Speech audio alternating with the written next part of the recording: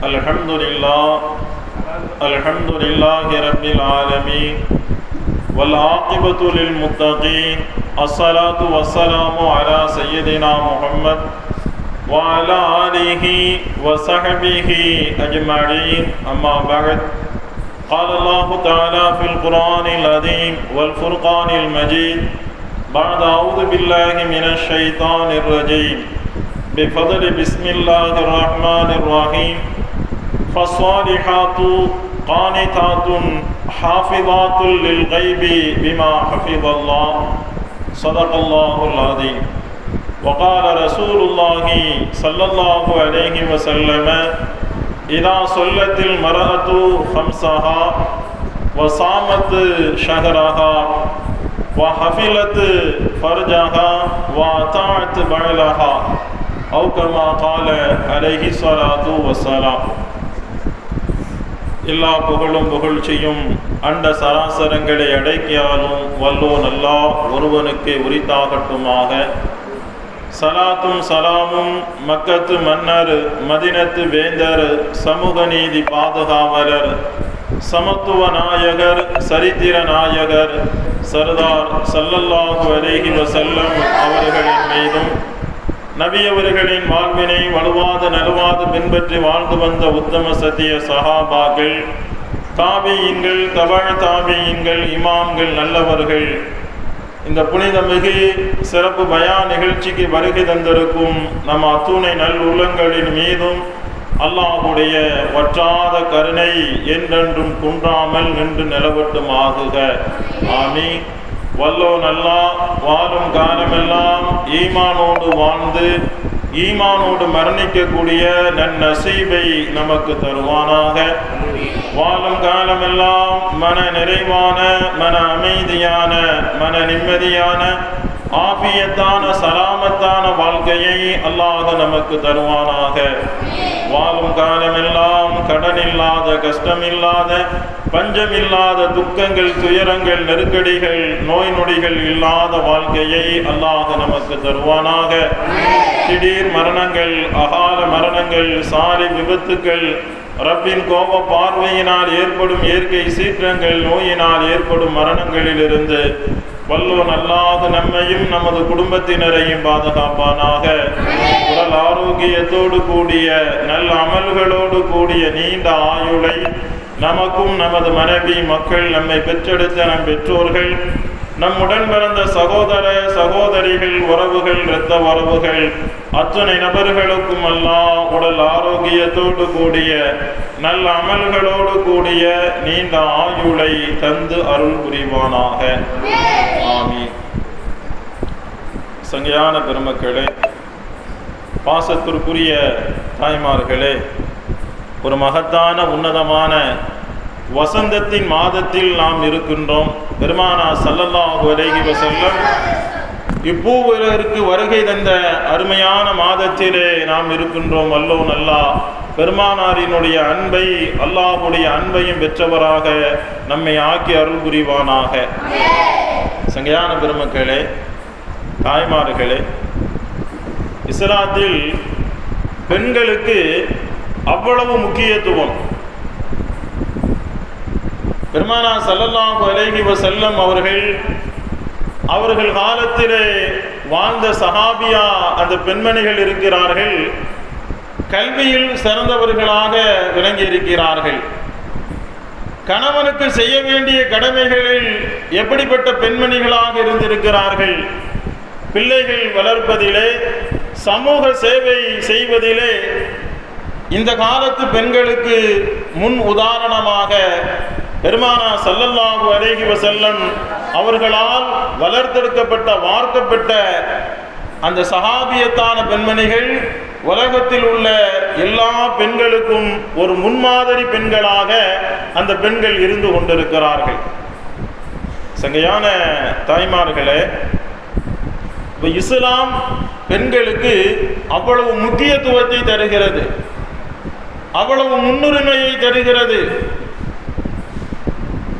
பெண்கள் அவர்களுக்கான உரிமைகளை பெறுவது, எங்களுக்கான சம உரிமை வேண்டும், கல்வியிலே எங்களுக்கு முன்னுரிமை தரப்பட வேண்டும், வேலை வாய்ப்பிலே எங்களுக்கு முன்னுரிமை தரப்பட வேண்டும். இந்த கோரிக்கை எப்பொழுது எழுகிறது தெரியுமா? கிட்டத்தட்ட ஒரு 100 ஆண்டுகளுக்கு உள்ளாகத்தான் இந்த கோரிக்கையை எழுது. 1920 தான் இதே பிறக்குது. இந்த கோரிக்கையே இருந்தது சமூகத்துக்கு முன்னிலையிலே வைக்கப்படுகிறது. பெண்களாகிய எங்களுக்கும் சம உரிமை வேண்டும், எங்களுக்கு கல்வி புறக்கணிக்கப்படுகிறது, வேலை வாய்ப்பு எங்களுக்கு இல்லை, நாங்கள் நசுக்கப்படுகிறோம் என்ற கேள்வி இருக்கு தெரியுமா? ஏறத்தாழ ஒரு 100 ஆண்டுகளுக்குள்ளதான். ஆனால் இஸ்லாமிய மார்க்கம் 1400 வருடங்களுக்கு முன்பாகவே எந்த விதமான கோரிக்கைகளும் இல்லாமல், எந்த விதமான ஆர்ப்பாட்டங்களும் இல்லாமல் பெண்களுக்கு என்னென்ன உரிமைகள் தர வேண்டுமோ அத்துணை உரிமைகளையும் இஸ்லாம் தந்துவிட்டது. அவர்களுக்கான பிறப்புரிமை, அவர்களுக்கான சொத்துரிமை, அவர்களுக்கான கல்வி உரிமை, அவர்களுக்கான திருமண உரிமை, திருமணத்தை முறிக்கக்கூடிய அந்த உரிமை, மறுமணம் புரிவதற்குண்டான உரிமை, இப்படி இந்த ஒரு 100 ஆண்டுகளுக்குள்ள இல்லை, 1400 வருடங்களுக்கு முன்பாகவே இந்த விஷயங்களை எல்லாம், இந்த உரிமைகளை எல்லாம் பெண்கள் பெற்றுவிட்டார்கள். இஸ்லாமிய மார்க்கம் அவர்களுக்கு இந்த உரிமைகளை சுலபமான முறையிலே எந்த விதமான ஆர்ப்பாட்டமும் இல்லாமல், எந்த விதமான கோரிக்கைகளும் இல்லாமல் பெண்களுக்கு இஸ்லாம் வழங்கி இருக்கிறது. பெண்கள் பாருங்க, இஸ்லாம் வருவதற்கு முன்னால் அரபிய தீபகற்பத்தினுடைய நிலை என்ன தெரியுமா? பெண் பிள்ளை பிறந்துட்டாங்கன்னா என்ன ஆகும்? அல்லாஹ் அதை பதிவு செய்யலாம் பாருங்க. வைதா புஷ்ஷிர அஹதுஹும் பில் உன்சா, அவங்களுக்கு பெண் குழந்தைகள் பிறந்து விட்டது என்று சோபனம் சொல்லப்பட்டால், லல்ல வஜுஹுஹு முஸ்வத்தன் வஹுவ கலீம், அவர்களுடைய முகமெல்லாம் கடுகடுத்து போகும். இஸ்லாம் வருவதற்கு முன்னாடி பெண் பிள்ளைகள் பிறந்திருச்சுன்னு, எப்பா அவனுக்கு பெண் குழந்தை பிறந்திருச்சுன்னு செய்தி சொல்லப்பட்டா, அந்த நபர் பெண் குழந்தையை பெற்றெடுத்த அந்த தகப்பன் என்ன நினைப்பானா? அவருடைய முகமெல்லாம் கடுகடுத்துருமா, அவர் கோபமான நிலைக்கு சென்று விடுவார்.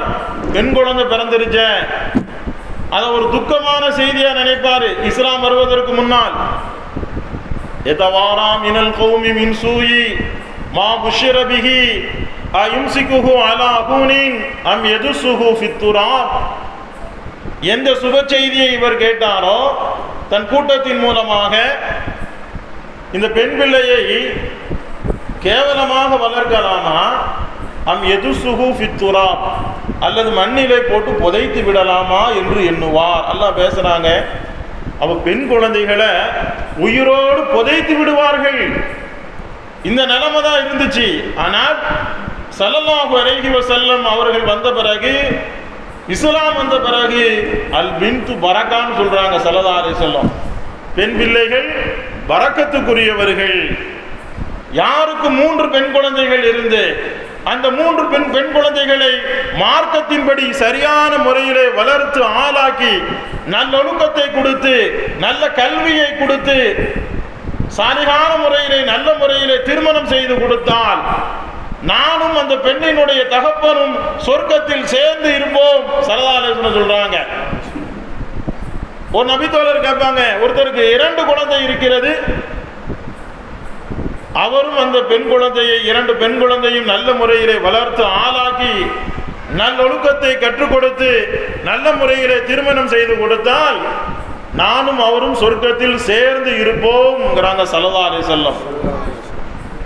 எப்படிப்பட்ட சமூகமாக இருந்தது, எப்படிப்பட்ட கால சூழ்நிலை இருந்தது. பெண் பிள்ளைகளை உயிரோடு புதைத்து விடுவார்கள். உலகெங்கும் இதான் நிலைமை. இந்தியாவுடைய நிலைமை என்ன? கள்ளிப்பாலை கொடுத்து கொண்டு விடுவார்கள்.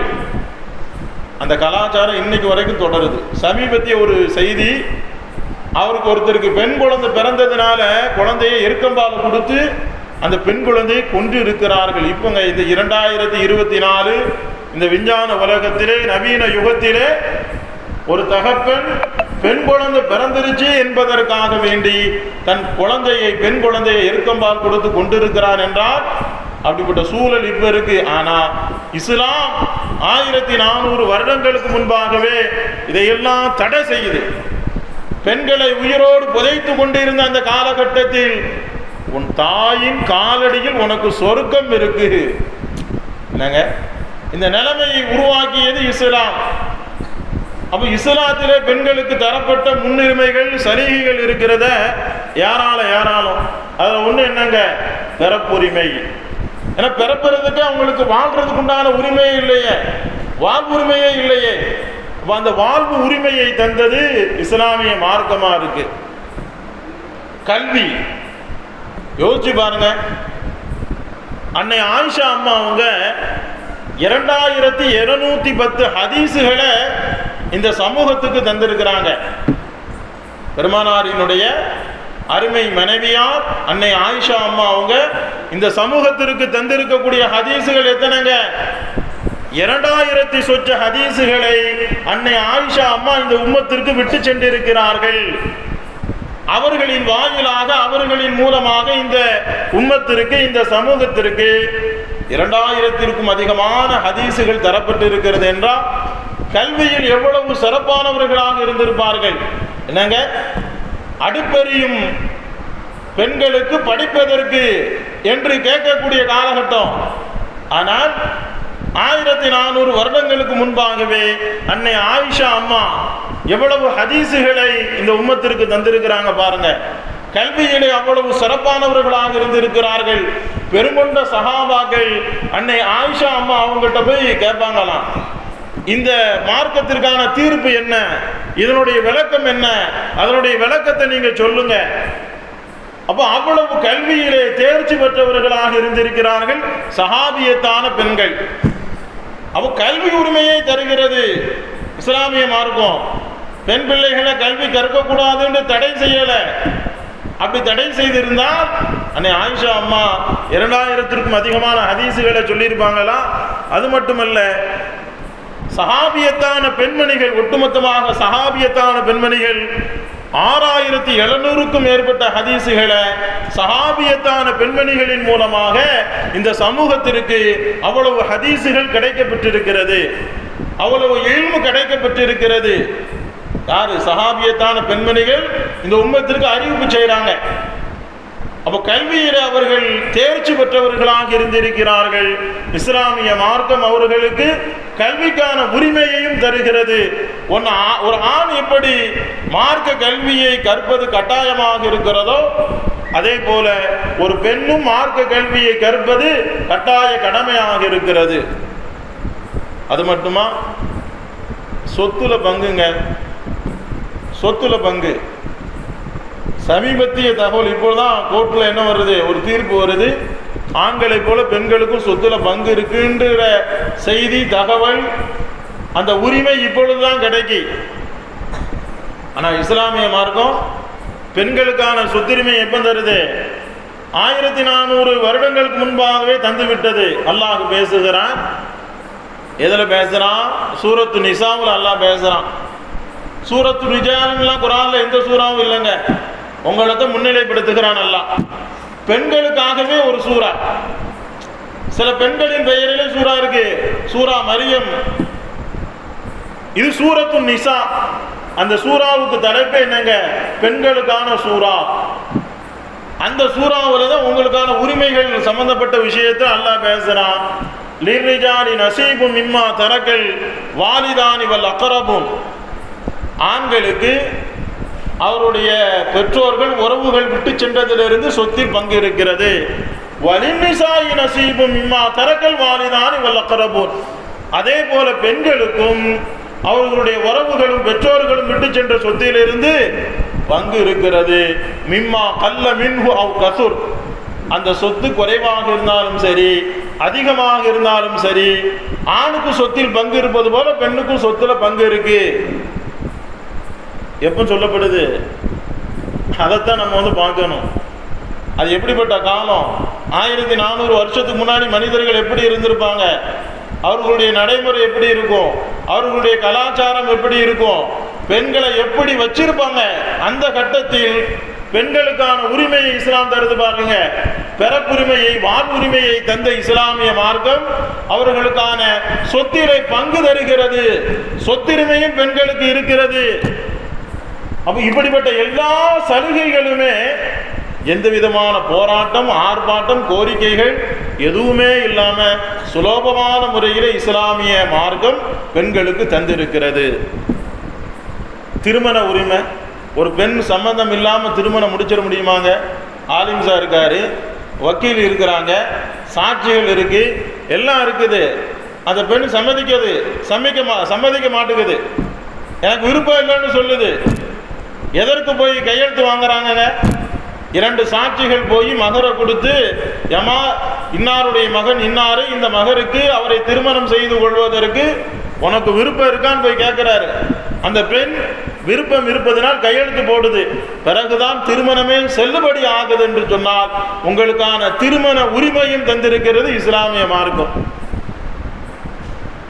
அதே போல முறித்து கொள்ளக்கூடிய உரிமை இருக்கு. கணவன் சரியா இல்லை, குடிகாரனா இருக்கிறான், குடும்பத்திற்கான தேவைகளை நிறைவேற்றாதவனா இருக்கிறான், அவனால ஏகப்பட்ட பிரச்சனைகள், துன்பங்கள், துயரங்கள், பிள்ளைகளை பார்ப்பதில்லை, மனைவியை பார்க்கறதில்லை, கல்லானாலும் கணவன், புல்லானாலும் புருஷன் அவனோட தான் இருக்கணும். இஸ்லாமிய மார்க்கம் சொல்லுமா?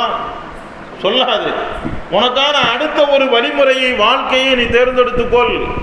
உனக்கான வாழ்வாதாரத்தை, ஜீவனாம்சத்தை அவனால் தர முடியவில்லை என்று சொல்லுகிற போது நீ அதற்கு அடுத்த வழியை பார்த்துக்கொள். மார்க்கம் சொல்லுது. என்னங்க, ஒரு கணவன் இறந்து போகிற போது அந்த பெண் மறுமணமும் புரிந்து கொள்ளலாம். கணவனை, மனைவியை இழந்த ஒரு கணவன், ஒரு ஆண் எப்படி மறுமணம் புரிந்து கொள்கிறானோ அதே போல ஒரு பெண்ணும் கணவனை இழந்த பெண், அந்த பெண்ணும் மறுமணம் புரிஞ்சுக்கிறலாம். அவ என்னங்க வீட்டுக்குள்ளே அடங்கி இருக்கணும், வெள்ளை சேலை அணியணும், அவர்களுக்கு வாழ்க்கையே போயிருச்சு. அது சொல்லுமா இஸ்லாமிய மார்க்கம்? ஒரு ஆணுக்கு எப்படி உரிமைகளும் சலுகைகளும் இஸ்லாமிய மார்க்கத்தில் தரப்பட்டிருக்கோ அதே போல பெண்களுக்கும் தரப்பட்டிருக்கு. மறுமணம் புரியலாங்க. எவ்வளவு பெரிய சிந்தனை உள்ள இது பாருங்க. இஸ்லாம் அதை சாத்தியப்படுத்தி இருக்கு, அதை நடைமுறைப்படுத்தி இருக்கிறது. பெண்களும் மறுமணம் புரிந்து கொள்ளலாம். எவ்வளவு பெரிய சலுகைகள் இது! இந்த சாதனையை எப்பொழுது செய்தது இஸ்லாம்? இப்ப இல்ல. இந்த பகுத்தறிவு கருத்துக்கள் எல்லாம் சமீப காலமாக ஒரு நூற்றாண்டுக்குள்ளே பேசப்படுகிறது. ஆனால் இஸ்லாமிய மார்க்கம் 1400 வருடங்களுக்கு முன்பாகவே பெண்களும் மறுமணம் புரிந்து கொள்ளலாம். சங்கையானவர்களே, தாய்மார்களே, இப்ப இஸ்லாமிய மார்க்கம் உங்களுக்கு எவ்வளவு சலுகைகள் தருகிறது! எந்தவித போராட்டம், ஆர்ப்பாட்டம் இல்லாமல் இவ்வளவு சலுகைகளையும் உங்களுக்கு தருகிறது. நீங்கள் எப்படிப்பட்ட பெண்களாக நீங்கள் வர வேண்டும்?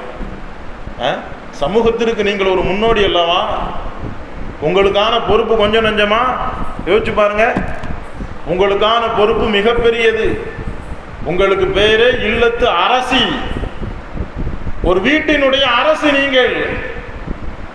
நீங்கள் இல்லை என்று சொன்னால் அந்த குடும்பமே இல்லை.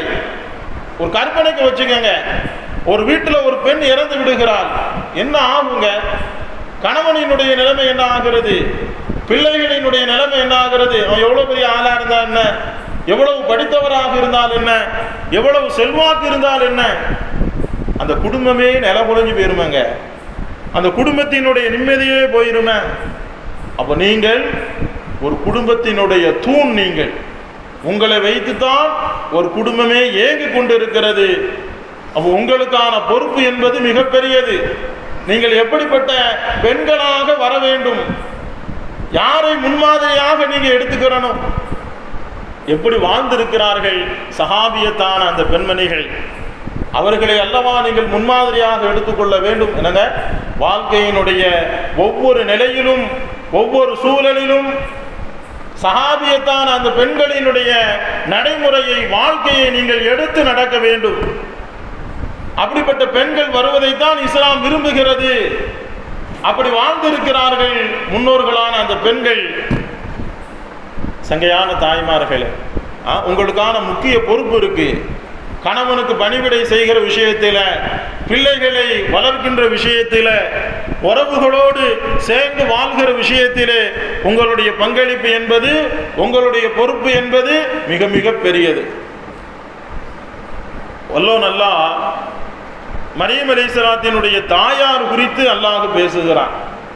நீங்க எப்படி இருக்கணும், நீங்க எந்த பெண்ணு மாதிரி இருக்கணும், உங்களுடைய பிள்ளைகளை எப்படி நீங்க வளர்க்கணும். அல்லாஹ் ஒரு நிகழ்வை சூரா ஆல் இம்ரானிலே அல்லாஹ் பேசுகிறான். மரியம் அலைஹிஸ்ஸலாத்தினுடைய தாயார் ஹன்னா அலைஹிஸ்ஸலாம் அவங்க நேர்ச்சை செய்கிறாங்க. என்ன நேர்ச்சை செய்கிறாங்க? யா அல்லாஹ், நான் கருவுற்று இருக்கிறேன், எனக்கு ஒரு ஆண் குழந்தை பிறக்கணும், எனக்கு ஒரு ஆண் குழந்தை பிறக்கணும்.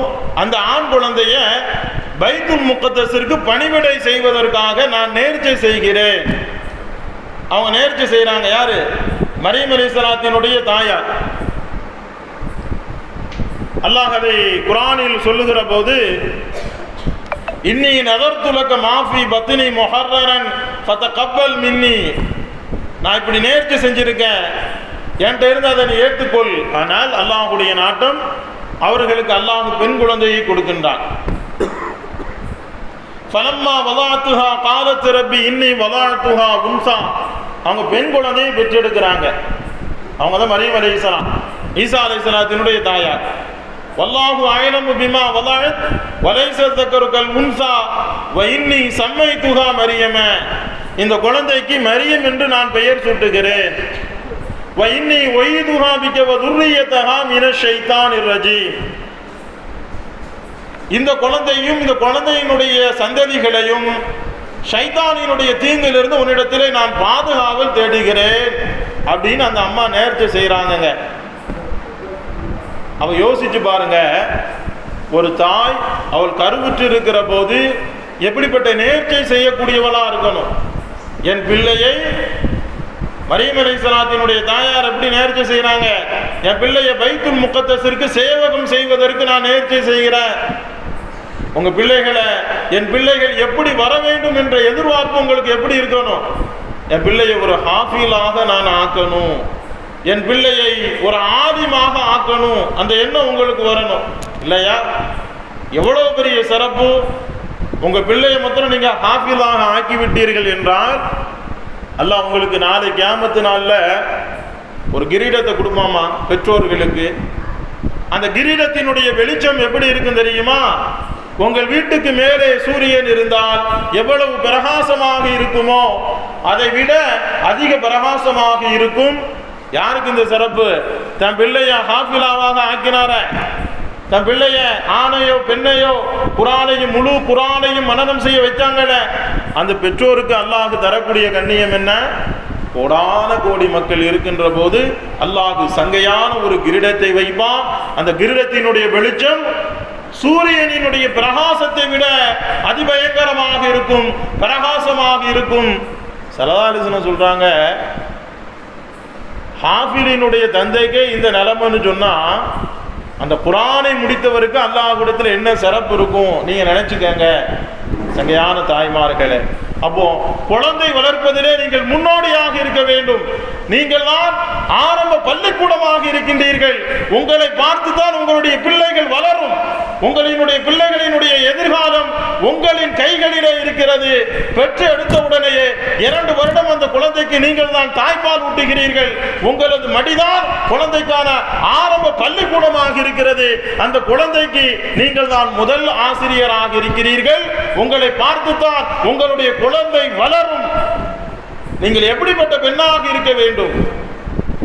உங்கள் பிள்ளை சாலிகான பிள்ளைகளாக, ஊரார் போற்றக்கூடிய பிள்ளைகளாக வளர வேண்டும் என்றால் அது உங்களினுடைய கைகளிலே தான் இருக்கிறது.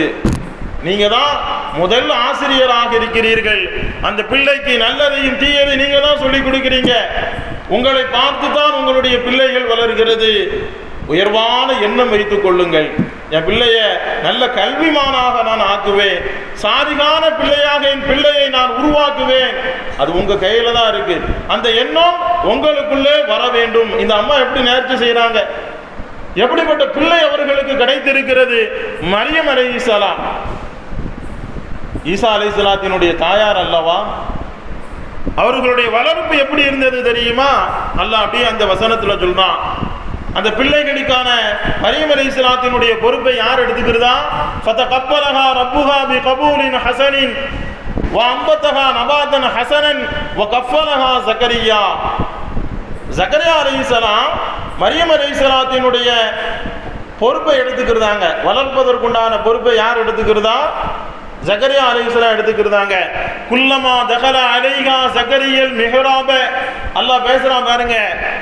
ஜக்கரியா அலைஹிஸ்ஸலாம் மரியம் அலைஹிஸ்ஸலாத்தினுடைய அந்த மாடத்திற்கு செல்லும் போது போறாங்க, அந்த ரூமுக்கு அறைக்கு போறாங்க. வஜத இந்தஹா ரிஸ்கா. மரியம் அலைஹிஸ்ஸலாத்திட்ட ஒரு சில உணவு வகைகளை பார்க்குறாங்க. எப்படிப்பட்ட உணவு? அந்த ஊர்ல கிடைக்காத உணவு, அந்த சீசனே இல்லாத உணவு. சில உணவுகள், சில பல வகைகள் எல்லாம் சில சீசன்ல தான் வரும். இவங்க பார்க்கறது எப்படிப்பட்ட உணவா இருக்கு, பல வகைகளா இருக்கு, அந்த ஊரில் கிடைக்கப்பெறாத பழங்களா இருக்கு. இது எப்படி வந்துச்சுமா கேட்கிறாங்க பாருங்க. காலையா மரியமோ அன்னாலகி ஹாதா. மரியமே, இது உங்களுக்கு எங்கிருந்து கிடைத்தது? காலத்துஹுவ மின் இந்தில்லா. மரியம் அலைஹிஸ்ஸலாம் சொல்றாங்க, இது என்ன அல்லாஹ்வுடைய புறத்தில் இருந்து கிடைத்தது. அல்லாஹ் கொடுத்துட்டாங்க வானத்தில் இருந்து. அப்ப இறைநேசர்கள் அது யாரா இருக்கட்டும், அவர்கள் அற்புதம் நிகழ்த்துவார்கள், அந்த அற்புதம் உண்டாகும். குர்ஆன் சொல்லக்கூடிய செய்தி. மறுப்பவர்கள் யாரும் உண்டோ? நாங்க அந்த இறைநேச பெண்மணியான மரியம் அலைஹிஸ்ஸலாம் அவர்களுக்கு அல்லாஹ் வானத்திலிருந்து உணவு வகைகளை கொடுக்கின்றான், பல வகைகளை கொடுக்கின்றான். குர்ஆன் சொல்லக்கூடிய செய்தி இது. அப்பதான் ஜக்கரியா அலைஹிஸ்ஸலாத்துக்கு யோசனை வருது. என்ன வருது? அது வரைக்கும் ஜக்கரியா அலைஹிஸ்ஸலாத்துக்கு குழந்தையே இல்லைங்க. குழந்தை இல்லை ஜக்கரியா அலைஹிஸ்ஸலாத்துக்கு. வயது முதிர்ந்தவர்கள். இந்த நிகழ்வை பார்க்காங்க. எந்த நிகழ்வை? மரியமுக்கு எப்படி இந்த உணவு கிடைச்சது, பல வகைகள் கிடைச்சிருக்க, கனி வகைகள் கிடைச்சிருக்க, இந்த ஊர்ல இல்லாத உணவா இருக்க, இது எப்படிக்கு மரியமுக்கு கிடைச்சிருச்சு? பிறகு அல்லாட்ட இருக்கிறம் ஏந்துறாங்க. அந்த நேரத்தில் கேட்குறாங்க, எல்லாம் எனக்கு ஒரு பிள்ளைய கூடிய அல்லான்னு கேட்குறாங்க ஜக்கரியா அலைஹிஸ்ஸலாம். ஏன்னா அவங்க வயது முதிர்ந்தவராக இருக்கிறாங்க, அவங்க மனைவியுமோ குழந்தை பெற்றெடுக்க தகுதி இல்லாதவங்களா இருக்கிறாங்க. அதையும் அல்லாட்ட சொல்றாங்க, இன்னி வகனல் ஆளுமும் இன்னி, என் எலும்புகள் எல்லாம் தேய்ந்து விட்டது. வம்ராத்தி ஆக்கீர், என் மனைவியுமோ குழந்தை பெற்றெடுக்க தகுதி இல்லாதவளாக ஆகிவிட்டால் வயது மூப்பின் காரணமாக. இருந்தாலும் எனக்கு நீ குழந்தைய தான் கேட்கிறாங்க. அல்லாஹ் குழந்தையை கொடுத்தான். எப்படிப்பட்ட குழந்தையை கொடுக்கிறான்? எஹியா என்கிற குழந்தைய அல்லாஹ் கொடுக்கிறான். பேரையும் அல்லாஹ்வே வச்சிருக்கிறான். அப்போ இந்த நிகழ்வு எப்படி கிடைக்கும் ஜக்கரியா அலைஹிஸ்ஸலாத்துக்கு? மரியம் அலைஹிஸ்ஸலாத்தை பார்த்து கிடைக்கின்றது. மரியம் அலைஹிஸ்ஸலாம் அப்படிப்பட்ட பெண்ணாக வருகிறார்கள், இறைநேச பெண்ணாக வருகிறார்கள். அவர்களுடைய பெயரிலே அல்லாஹ் ஒரு சூறாவே அல்லாஹ் இறக்கி வச்சிருக்கிறான். அப்ப அவங்க அம்மா யாரு? மரியம் அலைஹிஸ்ஸலாத்தினுடைய தாயார் எப்படிப்பட்ட பிள்ளையாக அந்த பிள்ளையை வளர்த்திருப்பார் என்று யோசித்துக் கொள்ளுங்கள். அல்லாஹ் தந்த அன்பளிப்புங்க பிள்ளை செல்வம், அல்லாஹ் தந்த பொக்கிஷம். அந்த அன்பளிப்பை, அந்த பொக்கிஷத்தை வீணடிச்சிடாதீங்க. அல்லாஹ் தந்த அன்பளிப்பு. எப்படி பேசுறான் அல்லாஹ்? யஹபுலிமை யஷாவு இனாதன் வ யஹபுலிமை யஷாவு துக்கூர். தான் ஆடியவர்களுக்கு ஆண் குழந்தையையும் தான் ஆடியவர்களுக்கு பெண் குழந்தையும் நாம் அன்பளிப்பாக தருகிறோம்ங்கிற அல்லாஹ். அல்லாஹ்வுடைய அன்பளிப்புங்க. அல்லாஹ் உங்களுக்கு தந்திருக்கக்கூடிய அன்பளிப்பு. அந்த அன்பளிப்பை, அந்த குழந்தை செல்வங்களை அழகான முறையிலே வளர்த்தெடுப்பது என்பது உங்களுடைய கரங்களிலே இருக்கிறது. எப்படி வளரும் அது? உலக கல்விக்கு கொடுக்கக்கூடிய முக்கியத்துவத்தை மார்க்க கல்விக்கு கொடுக்கணும் இல்லையா? ஒரு பிள்ளைய ஸ்கூலுக்கு அனுப்புறதுல எவ்வளவு பாடுபடுதோம், எவ்வளவு அக்கறைப்படுதோம். அதே அளவுக்கு மதரசாவுக்கு அனுப்புறதுல ஆர்வப்படுறோமா, அக்கறைப்படுகின்றோமா? ஒரு குணம் யோசிச்சு பாருங்க. உங்க பிள்ளைகளினுடைய எதிர்காலம் நல்ல முறையிலே அமைய வேண்டும் என்று சொன்னால் உங்க பிள்ளை ஆரம்ப கல்வியை மதரசாவிலே அழகான முறையிலே கற்றுக்கொண்டால்தான் உங்க பிள்ளை எப்படிங்க நல்ல சாலிகான பிள்ளைகளாக, உங்களுக்கு கண்குளிர்ச்சியான பிள்ளைகளாக அது உருவாகும். இல்லை என்று சொன்னால் உங்களுக்கு சோதனைகளாக ஆகிவிடும். அப்ப நீங்க ஒரு முன்மாதிரியான பெண்மணியாக இருக்கணும். எதுல? குழந்தை வளர்ப்பதிலே.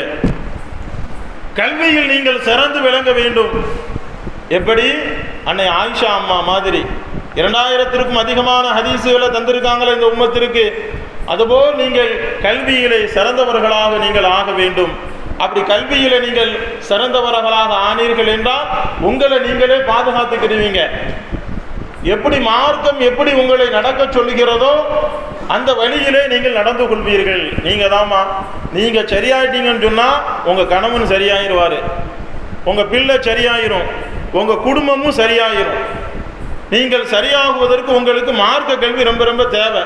அதனால தான் என்னங்க எல்லா ஊர்களிலும் எல்லா நகரங்களிலும் எல்லா கிராமங்களிலும் பெண்கள் மதரசா நிறுவப்படுவதனுடைய தேவை என்ன இருக்கிறது? இவ்வளவு மெனக்கெடுதல் எதற்கு? நீங்கள் சரியாகிவிட்டீர்கள் என்றால் உங்கள் குடும்பம் சரியாகிவிடும், உங்கள் கணவர் சரியாகி விடுவார், உங்கள் குடும்ப உறவுகள் சரியாகிவிடும், உங்கள் பிள்ளைகள் சீராகி விடுவார்கள். இந்த கல்வி உங்களுக்கு ரொம்ப ரொம்ப அவசியம் இல்ல.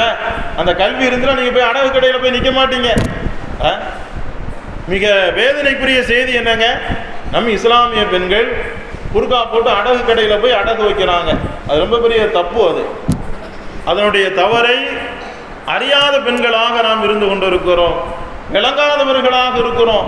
ஏமா அது வட்டி மாது, அல்லாஹ்வோடு யுத்தம் செய்வதற்கு நிகரானது. கஷ்டங்கள் வருகிறது, இன்னல்கள் வருகிறது, கஷ்டம் இல்லாம இல்லை, துன்பம் இல்லாம இல்லை, நம்ம போய் அடகு வைக்கிறோமா இல்லையா? நம்ம பார்வையில் அது சர்வ சாதாரணமாக இருக்கிறது, மிகப்பெரிய தீமை. அதிலிருந்து விடுபட்டு கொள்ளுங்கள். அப்ப என்ன செய்யறது? நீங்க என்ன நியத்து வைக்கணும்? நீங்க அல்லாஹ்ட்ட எப்படி பேசணும் தெரியுமா? ரப்பே, எனக்கு இருந்தது சொற்பமான நகை, நீ தடை செய்திருக்கிறாய், உன்னுடைய தூதர் தடை செய்திருக்கிறார்கள், இந்த நகையை நான் அடகு வைப்பது எனக்கு தடை செய்யப்பட்டிருக்கு, என் மார்க்கத்தில் தடை செய்யப்பட்டிருக்கிறது. அதனால் என் தேவையை நிறைவேற்றுவதற்காக இந்த நகையை நான் விற்கிறேன், நான் அடகு வைக்கல. பெண்கள் என்ன எதிர்பார்க்கிறாங்க? வித்துட்டோம்னு சொன்னா வாங்க முடியுமா? அடகு வச்சா போய் மீட்டிக்கிறலாமே அப்படின்னு தானே நினைக்கிறோம். மீட்ட முடியாதுமா, அதில் பறக்கத்து இருக்காது உங்களிடத்துல. கடைசியில நம்மளுடைய நகை ஏலத்துக்கு தான் வருது. பார்க்கிறோமா இல்லையா? அந்த காட்சிகளை பார்க்கிறோமா இல்லையா? இது சர்வ சாதாரணமாக பெண்கள் செய்யக்கூடிய தவறு. ரொம்ப இலகுவான முறையில் சமூகத்தில் எப்படி ஆயிருச்சுன்னு சொன்னா இது ஒரு பாவமான காரியமே இல்லை என்பது போல நாம் ஆகிவிட்டோம். அல்லாஹ் பாதுகாக்க வேண்டும். நீங்க துணிந்து அதை வித்து பாருங்க, அல்லாஹ் உங்களுக்கு எப்படி பரக்கத்து செய்யறான், பொருளாதாரத்தில் எப்படி அபிவிருத்தி செய்யறான். நீங்க ஒன்றுக்கு எத்தனை நகைகள் வாங்க போகிறீர்கள், அந்த மாற்றத்தை எப்போ காமிப்பீங்கன்னு தெரியுமா? எப்போ பார்ப்பீர்கள் தெரியுமா? மார்க்கத்தின்படி நடந்தா தான் பார்ப்பீங்க. அல்லாஹ் சொல்லுவான், வல்லதீன ஜாஹது ஃபீனா, இப்ப என் விஷயத்தில் நீ முயற்சி செய், நான் அகுதி என்னகும் சுபுலனா, உனக்கு பல பாதைகளை நான் திறந்து விடுகிறேன். நீ என்கிட்ட எப்படி நடந்துக்கிறதையோ அல்லாஹ்வுடைய தூதர் சொல்றாங்க, நான் அப்படியே உன்கிட்ட நடந்துக்கிறேன். என்கிட்ட நீ 1 முழம் நெருங்கி வந்தா நான் உன்கிட்ட 2 முழம் நெருங்கி வரேன், 1 ஜான் நெருங்கி வந்தால் 2 ஜான் நெருங்கி வருகிறேன், நீ நடந்து வந்தால் நான் ஓடி வருகிறேன். நீ எப்படி நடந்துக்கிறதையோ அப்படியே உன்னிடத்தில் நான் நடந்து கொள்கிறேன். நீ என்னை பற்றி பேசினால், நீ என்னை பற்றி ஒரு இடத்திலே உரையாடினால் இதை விட சிறப்பாக இருக்கக்கூடிய வானவர்களுக்கு மத்தியிலே உன்னை பற்றி நான் பேசுகிறேன். அல்லாஹ் சொல்றான். சங்கையான தாய்மார்களே, அது விஷயத்துல நீங்க அக்கறை எடுத்துக்கிறணும் இல்லையா? இனி ஒரு காலமும் நான் அடகு கடையில் போய் நிற்க மாட்டேன், வட்டி குழுவில் சேர மாட்டேன், குழுவில் சேர மாட்டேன், வட்டிக்கு பணம் வாங்க மாட்டேன்.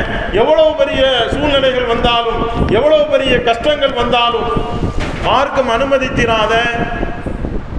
தராத இந்த விஷயங்களை எல்லாம் நான் செய்ய மாட்டேன். நீங்க உறுதி எடுத்துக்கிறணும். உங்களுடைய முன்னோர்களான அந்த சஹாபியத்தான பெண்மணிகள் கலங்கரை விளக்கங்கள் எப்படி இருந்திருக்கிறாங்க. அன்னை ஆயிஷா அம்மாவை பார்க்கிறோம், ஹதிஜா அம்மாவை பார்க்கிறோம், சுமையா ரலியல்லாஹு அன்ஹாவை பார்க்கிறோம். இதை கூட நம்ம தியாகம் செய்ய மாட்டோமா? உயிரை விட்டு இருக்கிறார்கள். முதல் பெண்மணி யாருங்க? சுமையா ரலியல்லாஹு அன்ஹா. மார்க்கத்திற்காக தன் உயிரை கொடுத்தாங்க. சுடு மணலிலே கடத்தப்பட்டார்கள், தூக்கி போடப்பட்டாங்க. அந்த குடும்பமே இஸ்லாத்தை ஏத்திருக்கு. சுமையா ரலியல்லாஹு அன்ஹா, அம்மார் ரலியல்லாஹு அன்ஹு, யாசிர் ரலியல்லாஹு அன்ஹு, ஒட்டுமொத்த குடும்பமே இஸ்லாத்தை ஏற்றதுனால அந்த ஒட்டுமொத்த குடும்பமே துன்பத்திற்கு ஆளாகுது. ஸல்லல்லாஹு அலைஹி வஸல்லம் அவங்க அந்த கஷ்டங்களை எல்லாம் பார்க்க போகும்போது நபி ஸல்லல்லாஹு அலைஹி வஸல்லம் சொல்லுவாங்களா, அம்மாருடைய குடும்பமே நீங்கள் ஒதுங்கக்கூடிய இடம் சொர்க்கமாக இருக்கிறது. அந்த கஷ்டத்தை பார்த்து அவர்களுடைய கணவர் சுமையா ரலியல்லாஹு அன்ஹு, அவர்களுடைய கணவர் அம்மார் ரலியல்லாஹு அன்ஹு, அவங்க கண்ணு முன்னாடியே அவர்களுடைய இரு கால்களையும் இரு குதிரைகளினுடைய கால்களிலே கட்டிவிடப்பட்டு அவர்களுடைய உடல்கள் 2 சடலங்களாக சின்னாபின்னமாக ஆக்கப்பட்டு அவர்கள் ஷஹீதாக்கப்பட்டார்கள் என்ற செய்தியை நம்மால் பார்க்க முடிகிறது.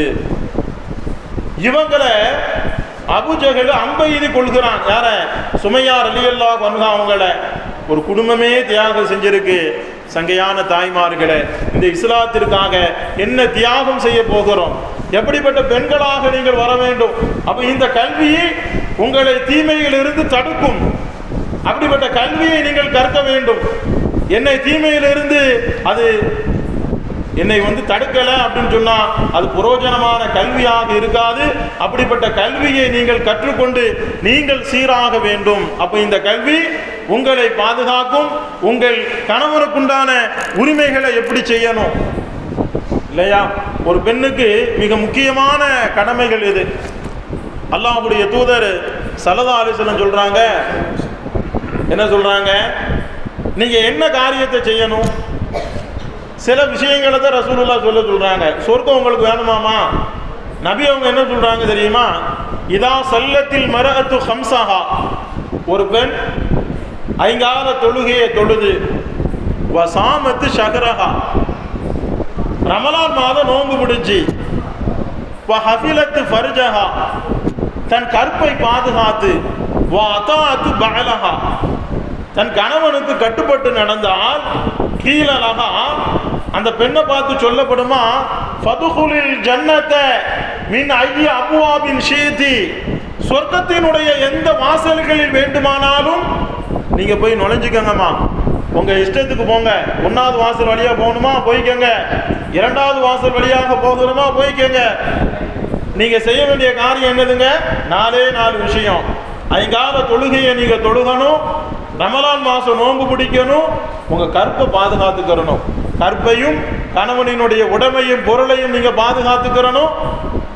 கணவனுக்கு கட்டுப்பட்டு நடக்கணும். அப்படி நடந்தால் சொர்க்கத்தினுடைய எல்லா வாசல்களிலும் நீங்கள் நுழைந்து கொள்ளலாம். அல்லாஹ்வுடைய தூதர் சொல்றாங்க. அப்போ குழந்தை வளர்ப்பு, கணவனுக்கு கட்டுப்பட்டு நடத்தல், அவங்க தான் சாதிகான பெண்கள்ங்கிறான் அல்லாஹ். எப்படி சொல்றான் தெரியுமா? ஃபசாதிகாத்து, சாதிகான பெண்கள் யார் தெரியுமா? கானிதாத்துன், தன் கணவனுக்கு கட்டுப்பட்டு நடப்பார். அது அடிமைத்தனம் இல்லைங்க. அல்லாஹ் உங்களுக்கு அந்த சிறப்பை கொடுத்துருக்கிறான். நீங்க எப்படி படைக்கப்பட்டிருக்கீங்க யோசிச்சு பாருங்க. ஆணிலிருந்து நீங்க படைக்கப்பட்டிருக்கீங்க. உங்களுடைய கணவன்மார்களுக்கு அல்லாஹ் உங்களை ஜோடியா இணைச்சு வச்சிருக்கிறான். இது அல்லாஹ்வுடைய அதிசயம் வேற. அல்லாஹ் சொல்றான், ஒமின் ஆயாத்திஹி, என் அதிசயங்களில் உள்ளது, அன் ஹலகலக்கும் மின் அன்ஃபுசிக்கும். அல்லாஹ் சொல்றான் நம்மளை பார்த்து, உங்களுக்காக உங்களிலிருந்தே உங்களது மனைவியரே ஜோடிகளை நாம் படைத்திருப்பது என் அத்தாட்சிகளில் உள்ளது. அல்லாஹ் ஏற்படுத்திய உறவு இது. ஏன்னா தஸ்குனு இலைஹா, உங்க மனைவிட்ட தான் உங்களுக்கு நிம்மதி இருக்குங்கிறான் அல்லாஹ். என்னங்க, கணவன் பல வேலைகளில் இருப்பான், ஜோலிகளில் இருப்பான், பல பிரச்சனைகளில் இருப்பான்.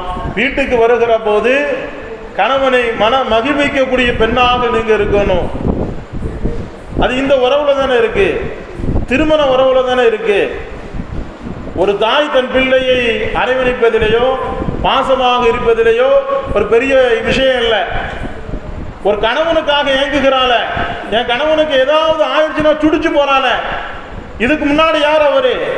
இவருக்கு எந்த ஊரோ அவளுக்கு எந்த ஊரோ தெரியாது. இவங்க வேற குடும்பம், அவங்க வேற குடும்பமா இருப்பாங்க, தெரியாது. ஆனா திருமணம் முடித்த பிறகு அல்லாஹ் எப்படிப்பட்ட இணைப்பை ஏற்படுத்துகிறான் பாருங்க. கணவன் மனைவிக்கு மத்தியில் உண்டான அந்த பிணைப்பு, அன்பை உருவாக்கியது யாரு? அல்லாஹ் தானே ஏற்படுத்தினான். அப்ப உங்களுக்கு மத்தியிலே நிம்மதியை, ஆண்களுக்கான நிம்மதி, கணவன்மார்களுக்கான நிம்மதி மனைவிடத்திலே இருக்கிறது. வஜால பைனக்கும் மவத்தத்தன் வரஹ்மா, அன்பையும் கருணையும் அந்த அல்லாஹ்வே ஏற்படுத்தி இருக்கிறான். உங்களுக்கு மத்தியில அன்பும் இரக்கமும் நாமே ஏற்படுத்தி இருக்கிறோம் என்று அல்லாஹ் சொல்றான். அப்போ உங்களுடைய பொறுப்பு அப்படி இருக்கிறது, உங்களுடைய இயற்கை சுபாவமே அதுதான். கணவன்மார்களுக்கு நிம்மதி என்பது மனைவி இடத்திலே தான் இருக்கிறது. அப்ப சாலிகான பெண் யாரு? தன் கணவனுக்கு கட்டுப்பட்டு நடப்பார். ஹாஃபிலாத்துல் கைபி பிமா ஹஃபிலல்லாஹ், தன்னுடைய கருப்பை, கணவனினுடைய உடைமைகளை, சொத்து சுகங்களை பாதுகாக்கக்கூடியவளாக இருப்பாள். அப்படித்தான் சஹாபியத்தான பெண்மணிகள் இருந்தார்கள், சங்கையான பெண்களே. அப்படி கணவனுக்கு கட்டுப்பட்டு நடந்திருக்கிறார்கள். அன்னை ஹதிஜா அம்மா அவர்களினுடைய வரலாறுகளை எல்லாம் நம்ம பார்த்தோம்னா அந்த அம்மா எவ்வளவு சிரமப்பட்டிருக்காங்க, எவ்வளவு பெரிய சீமாட்டி தன் கணவருக்காக வேண்டிய சொத்து சுகங்களை எல்லாம் கொடுத்தார்கள். அந்த ஹீரா குகையில நடந்து போய் சாப்பாடு கொடுப்பாங்க அந்த அம்மா, கணவனுக்கு கட்டுப்பட்டு நடப்பாங்க. அல்லாஹ் எவ்வளவு பெரிய சிறப்பை கொடுத்துருக்கான் தெரியுமா? ஒரு தடவை புகாரியில வருது, ஜிப்ரீல் அலைஹிஸ்ஸலாம் ஸல்லல்லாஹு அலைஹி வஸல்லம் வராங்க. அல்லாஹ்வுடைய தூதரே, உங்க மனைவி உங்களுக்கு உணவு பானமெல்லாம் கொண்டு வராங்க, உங்க மனைவிக்கு ஒரு சோபனம் சொல்லுங்க. அல்லாஹ் உங்கள் மனைவிக்கு சலாம் சொன்னான். அல்லாஹ்வினுடைய புறத்திலிருந்தும் என் புறத்திலிருந்தும் உங்கள் மனைவியான ஹதிஜாவுக்கு நீங்கள் சலாம் சொல்லுங்கள். அது மட்டுமல்ல, கூச்சல் குழப்பமோ களைப்போ இல்லாத முத்து மாளிகை அன்னை ஹதிஜா அம்மாவுக்கு இருக்குது, அல்லாஹ் தயாரிச்சு வச்சிருக்கிறான். அந்த சோபன செய்தியையும் உங்கள் மனைவியான ஹதிஜாவுக்கு நீங்கள் சொல்லிவிடுங்கள். அல்லாஹ் சலாம் சொன்னான். அல்லாஹுவே சலாம் சொன்னானா? அப்படிப்பட்ட ஒரு பெண்மணியா அவர்கள் அப்படி வாழ்ந்து இருக்கிறார்கள் அன்னை ஹதிஜா அம்மா. ரசூலுல்லாஹ் ஹதிஜா அம்மாவை விட்டு கொடுக்கவே மாட்டாங்க, எந்த சூழலிலும் விட்டு கொடுக்க மாட்டாங்க. ஒரு ஆட்டை அறுத்தால் கூட அந்த ஆட்டை ஹதிஜா அம்மாவினுடைய தோழிகளுக்கு பங்கீடு செய்வார்கள். ஆயிஷா அம்மாவுக்கு ரொம்ப கோபம் வருமா, என்ன எப்போ பார்த்தாலும் ஹதிஜாவை பற்றியே பேசிக்கிட்டு இருக்கீங்களே, உலகத்தில் அவங்க ஒருத்தி தான் பெண்ணாக இருந்தாங்களா, வேறவங்களாம் பெண்ணே கிடையாதா? ஸல்லல்லாஹு அலைஹி வஸல்லம் அவர்கள் சொல்வார்கள், அவர்கள் புத்திசாலியாக இருந்தார்கள், சிறந்த குணமுடைய பெண்மணியாக இருந்தார்கள். அது மட்டுமல்ல, அவர்களின் மூலமாகத்தான் அல்லாஹ் எனக்கு வாரிசுகளையே தந்தான். எல்லா குழந்தைகளும் யாருக்கு பிறந்தது? ஹதிஜா அம்மாவுக்கு பிறந்தது. ஆண் குழந்தைகளும் பெண் குழந்தைகளும் ஹதிஜா அம்மா மூலியமாக தான் ஸல்லல்லாஹு அலைஹி வஸல்லம் பிறந்தது. விட்டு கொடுக்கவே மாட்டாங்க. ஒரு கட்டத்தில் அந்த சிவப்பு நிற குறைஷி கிளவிய, சிவப்பு நிற தாடையுடைய அந்த குறைஷி கிளவிய நீங்க நினைச்சுக்கிட்டே இருப்பீங்களா? அல்லாஹ் உங்களுக்கு அதை விட சிறப்பான பெண்மணியாக என்ன அல்லாஹ் உங்களுக்கு தந்துட்டானே. பெருமானார் ஸல்லல்லாஹு அலைஹி வஸல்லம் அவங்க எந்த கட்டத்திலும் ஹதிஜாவை விட்டு கொடுக்கவே மாட்டாங்க. அப்படி கணவனுக்கு பணிவிடை செய்து வாழ்ந்தார்கள் அன்னை ஹதிஜா அம்மா. நீங்கள் தான் உறுதுணை, உங்கள் கணவனுக்கு, உங்கள் மனைவிக்கு, உங்க பிள்ளைகளுக்கு நீங்கள் தான் ஒரு முன் உதாரணமாக, அவர்களுக்கு தெம்பூட்டக்கூடியவர்களாக நீங்கள் தான் இருக்கிறீர்கள். அப்ப குடும்பத்தினுடைய மிகப்பெரிய தூணாக பெண்களாக நீங்கள் தான் இருக்கிறீர்கள். இப்போ சஹாபியத்தான இந்த பெண்மணிகள் அப்படி இருந்திருக்கிறாங்க. அவர்களினுடைய வரலாறை, பாடங்களை எல்லாம் நீங்கள் பெற்று சஹாபியத்தான பெண்மணிகள் எப்படி இருந்தார்களோ அதுபோல பெண்களாக நீங்கள் வர வேண்டும். அதைத்தான் இஸ்லாமிய சமூகம் விரும்புகிறது. நற்பேற்பட்ட பெண்களாக, சாலிகான பெண்களாக நீங்கள் வருவதற்கு வல்லோ நல்லா நம் அத்துணை நபர்களுக்கும் நல்வுதவி புரிவானாக. நம் தேவைகளை, எண்ணங்களை, ஆஜாத்துகளை அல்லாஹ் நிறைவேற்றி தருவானாக. வாஹிரு தஅவானா அனில் ஹம்துலில்லாஹி ரப்பில் ஆலமீன். அஸ்ஸலாமு அலைக்கும் வரஹ்மத்துல்லாஹி வபரகாத்துஹு.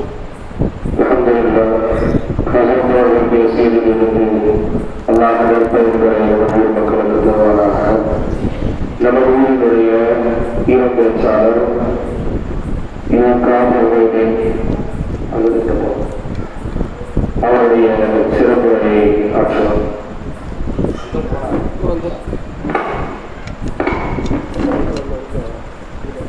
இந்த மாணவர்களெல்லாம் வருங்காலத்தில் ஜும்மா பயான் பேசுவதற்காக தயார் செய்து கொண்டிருக்கிறோம். அல்லாஹ் நபியை கபூல் செய்வானாக. அஸ்ஸலாமு அலைக்கும் வரஹ்மத்துல்லாஹி தஆலா வபரகாத்துஹு. ஏக இறைவனின் சாந்தியும் சமாதானமும் சன்மார்க்க வேண்டி வந்த சர்தார் முகமது முஸ்தபா ஸல்லல்லாஹு அலைஹி வஸல்லம் அவர்கள் மீதும், அவர்கள் தோழர்கள், குடும்பத்தார் மீதும் நிலவட்டுமாக. இன்று நாம் உங்கள் மத்தியில் சொல்ல வந்த விஷயம் என்னவென்றால், இன்று நமது உள்ளங்கள் எண்ணங்களாலும் சிந்தனையாலும் கெட்டுப்போய் உள்ளது. நாம் உள்ளங்கள் கெட்டுப்போய் உள்ளது. வெளிப்படையில் நல்லவர்களாக வெளிப்படையில் நல்லவர்களாக வாழ்கின்றோம். நம் உள்ளங்கள் எப்படி சரி செய்ய வேண்டும் என்பதுதான் அந்த விஷயம். நபிகள் நாயகம் ஸல்லல்லாஹு அலைஹி வஸல்லம் அவர்கள் சொன்னார்கள், நிச்சயமாக அல்லாஹ் தஆலா உங்களுடைய ஆடையை பார்க்கவில்லை, உங்களுடைய அழகை பார்க்கவில்லை, உங்களுடைய பணத்தை பார்க்கவில்லை, உங்களுடைய உள்ளத்தை மட்டும்தான் பார்க்கின்றான் என்று சொன்னார்கள். அப்படி என்றால் உள்ளத்தை மட்டும்தான் பார்க்கின்றான். எனவே அல்லாஹ் பார்க்கும்.